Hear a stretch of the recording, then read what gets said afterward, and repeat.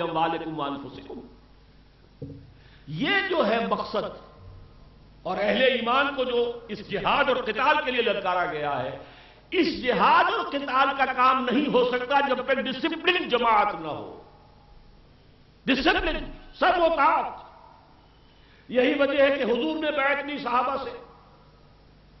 حضرت عبادہ ابن صامت رضی اللہ تعالیٰ عنہ فرماتے ہیں بایعنا رسول اللہ صلی اللہ علیہ وسلم علی السمع والطاعت فی العسر والیسر والمنشط والمکرہ وعلی اثرۃ علینا وعلی لا ننازل امر اہلہ وعلی ان نقول بالحق اینما کنا لا نخاف فی اللہ لومۃ لائم. متفق علیہ.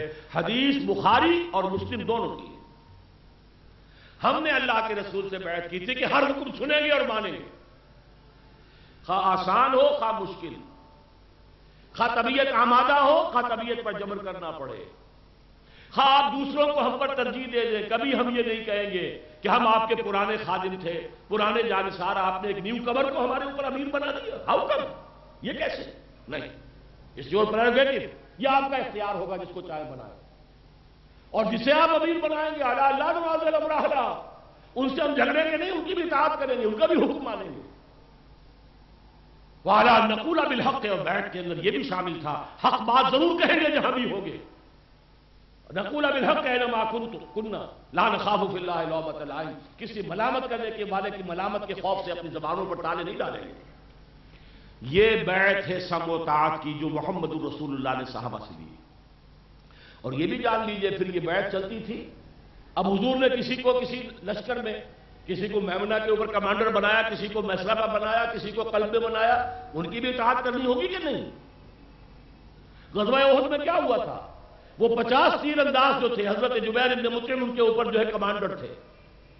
تم نے یہاں سے نہیں ہلنا ہے، چاہے تم دیکھو کہ ہم سب کے سب ہلاک ہو گئے اور پرندے ہمارے گوشت کی بوٹیاں جو روز روز کر کھا رہے ہیں، تب بھی نہیں ہلنا. وہ اللہ نے فتح دے دی. وہ 50 آدمی جھگڑ پڑے کہ حضور نے تو فتح کی شکل میں نہیں کہا تھا، بلکہ یہ کہا تھا آپ نے کہ یہ اگر ہم شکست ہو جائے، ہلاک ہو جائے. وہ روکتے رہے لوکل کمانڈر، ڈونٹ موو. لیکن 35 آدمی چھوڑ کر چلے گئے. اور خالد ابن ولید جو اس وقت کے ان کی کیولری جو ہے اس کے کمانڈر وہ تھے، ان کی عقابی نگاہ نے دیکھ لیا کہ وہ درہ خالی ہے. پورے بہت پہاڑ کا چکر دے کر آ کر جو پیچھے سے حملہ کیا ہے، تو جو پھر قیامت صغریٰ آئی ہے. 70 صحابہ شہید ہوئے، حضور مجروح ہوئے، دندان مبارک شہید ہوئے، آپ کا خون اتنا گیا کہ بے ہوش ہو گئے، خبر اڑ گئی کہ حضور کا انتقال ہو گیا، حضور شہید ہو گئے. یہ سب آفات آئی کیوں؟ لوکل کمانڈر کی بات نہیں مانی. حضور کے حکم کی تو تعویل کرنی تھی انہوں نے. حضور کے حکم کی نافرمانی نہیں تھی اس میں، کہ حضور نے تو کہا تھا اگر شکست ہو جائے، ہم سب ہلاک ہو جائے، تو فتح ہو گئی بھائی. تو وہ کور نہیں کر رہا حضور کا حکم، لیکن لوکل کمانڈر تو کہہ رہا کہ مت چلو. یہی وجہ حضور نے فرمایا من اطاع اللہ من اطاعنی فقد اطاع اللہ. جس نے میری اطاعت کی اس نے اللہ کی اطاعت کی. ومن عصانی فقد عصى اللہ. جس نے میری نافرمانی کی اس نے اللہ کی نافرمانی کی. ومن اطاع امیری فقد اطاعنی. جس نے میرے مقرر کردہ امیر کی اطاعت کی اس نے میری اطاعت کی. ومن عصى امیری فقد عصانی. جس نے میرے معین کردہ امیر کی نافرمانی کی اس نے میری نافرمانی کی. سیدھی سیدھی بات، 2 اور 2 4. لہذا اس جد و جہد کے لیے نوٹ کر لیجئے، اس سورہ تغابن سے پہلے سورہ منافقون ہے. اور منافق وہی تھے جو اس جہاد اور قتال سے جی چراتے تھے. نمازوں کے اندر وہ کہتے تھے پڑھوا لو جتنی پڑھوانی ہو، روزے رکھوا لو جتنے رکھوالے ہو. مصیبت تو آتی تھی جب کہا جاتا تھا نکلو اللہ کے راستے میں، جان ہتھیلی پر رکھ کے نکلو. یہ تھی وہ بات جس کی وجہ سے وہ جو ہے منافق و نفاق کا دورہ آتا تھا. وہ تو پھر کبھی انشاءاللہ آئندہ ہوا تو ہو سکتا ہے میں سورہ منافقون لے لوں. لیکن یہ کہ یہ اس کا نیگیٹو پہلو ہے جو سورہ تغابن سے پہلے سورہ منافقون ہے اور پھر سورہ تغابن ہے.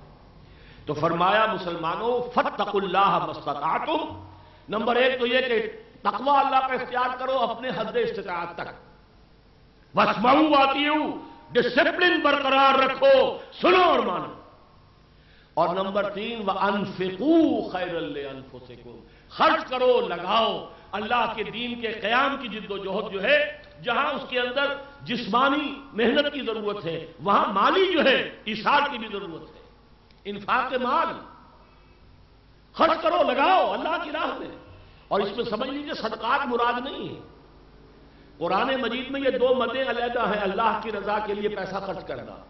ایک ہے غرباء، یتیموں، مسکینوں، بیواؤں، مسافروں، ان کے لیے، اس کو صدقہ کہتے ہیں. اور زکوٰۃ کا بھی چونکہ اصل مصرف وہی ہے، اس لیے اس کے لیے بھی لفظ انما صدقات ہی آیا ہے. ایتائے مال، اطعام، کھانا کھلانا، یہ ہے علیحدہ. ایک ہے اللہ کو قرض حسنہ دینا اور اللہ کے لیے انفاق کرنا. انفاق ہے انفاق فی سبیل اللہ. جہاد فی سبیل اللہ جو ہے وہ در حقیقت جہاد بالمال بھی ہے، جہاد بالنفس بھی ہے. تؤمنون باللہ ورسولہ وتجاہدون فی سبیل اللہ باموالکم وانفسکم. تو ایک ہے جہاد فی سبیل اللہ، قتال فی سبیل اللہ، ایک ہے انفاق فی سبیل اللہ. اللہ کے دین کی دعوت کو عام کرنے اور اس کے دین کو سربلند کرنے کی جد و جہد کے لیے مال خرچ کرنا وہ انفاق ہے. فرمایا فاتقوا اللہ ما استطعتم، تو اللہ کا تقوی اختیار کرو جتنا بھی تمہارے حد استطاعت میں ہو. واسمعوا واطیعوا، ڈسپلن کی پابندی کرو، سنو اور حکم مانو. وانفقوا خیرا لانفسکم، خرچ کرو، لگاؤ، یہی تمہارے لیے بہتر ہے.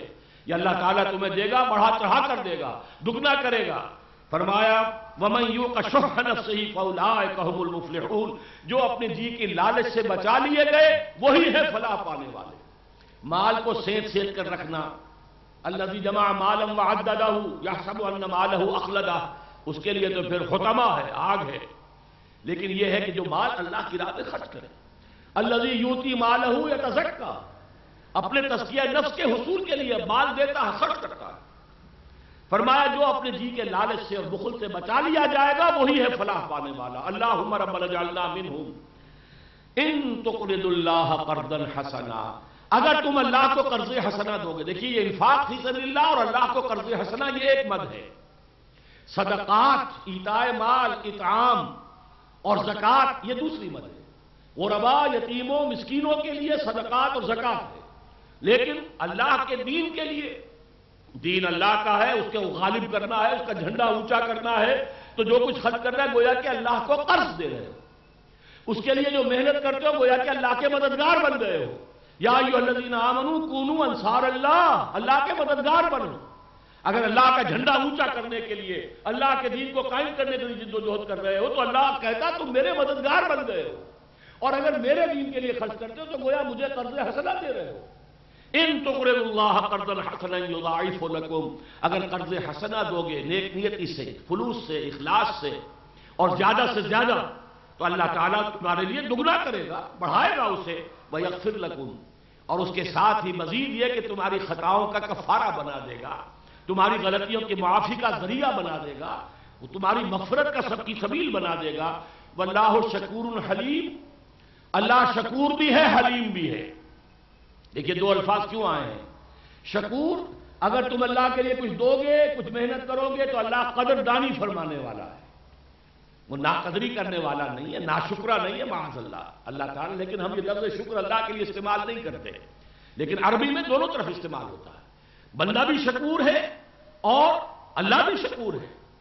اللہ کا شکر کیا ہے؟ قدر کرتا ہے، میرے بندے نے میرے لیے یہ کام کیا، میرے بندے نے میرے دین کے لیے یہ ایثار کیا، میرے بندے نے میری جان، اپنی جان میرے دین کے لیے قربان کر دی. تو اللہ قدر افزائی فرمانے والا، قدردان ہے.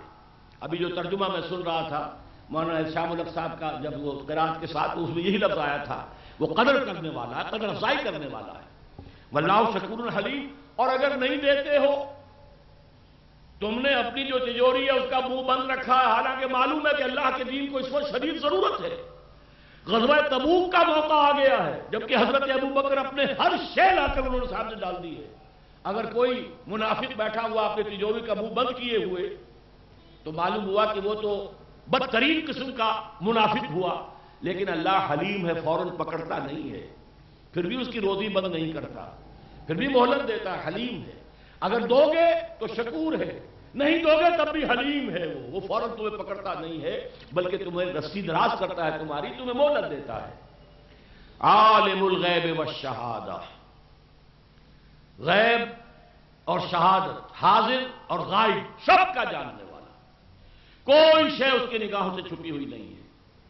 العزیز الحکیم، جیسے میں نے توجہ دلائی تھی لہ الملک پر، ویسے ہی آخری دو الفاظ کو بھی نوٹ کر لیجئے، یہ العزیز الحکیم کے دو اسماء جو ہیں ان صورتوں میں سورہ حدید سے لے کر اور سورہ تحریم تک بکثرت یہ جوڑا آیا ہے۔ اس کی وجہ کیا ہے؟ العزیز اس ہستی کو کہتے ہیں جس کا اختیار مطلق ہے، جو چاہے کرے۔ دنیا میں آپ کو معلوم ہے کہ اصول ہے پولیٹیکل سائنس کا، authority tends to corrupt and absolute authority corrupts absolutely۔ یہی وجہ ہے دستور کے اندر یہ چیکس اینڈ بیلنسز، یہاں اختیار ہے تو کچھ نہ کچھ اس کے اندر چیکس اینڈ بیلنسز بھی ہونی چاہیے، کہیں جو دماغ خراب نہ ہو جائے اور غلط جگہ پر استعمال نہ ہو جائے اختیار۔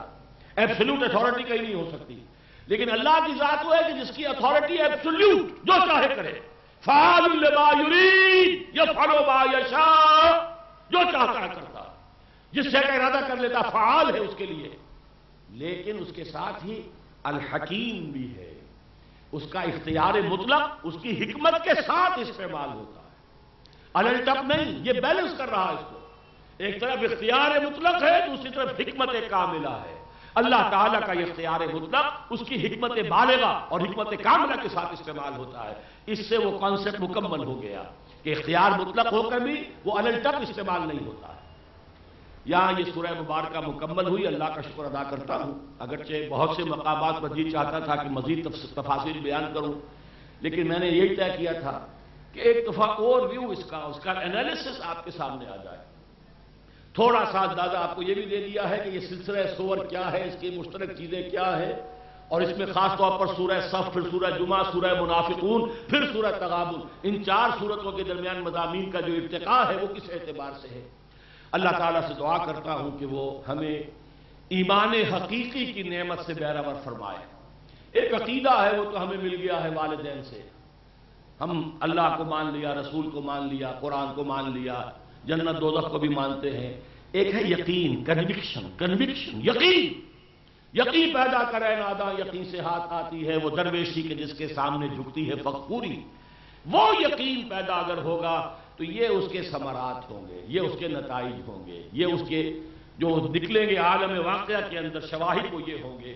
ان کے حوالے سے ہمیں اپنے گریبانوں میں جھانکنا چاہیے، غور کرنا چاہیے کہ ہم کہاں کھڑے ہیں۔ اگر یہ احساس ہو کہ واقعتاً وہ یقین والا ایمان نہیں ہے تو مسئلہ پیدا ہوگا کہ پھر وہ کہاں سے لائیں، لیکن وہ آج کے لیے میں نہیں رکھ رہا، اس موضوع پھر انشاءاللہ تعالیٰ پھر کہیں منافقون کی سورہ مبارکہ کا اگر وہی بحث تو اس پر غور کریں گے۔ اقول قولی ھذا واستغفر اللہ لی ولکم ولسائر المسلمین والمسلمات۔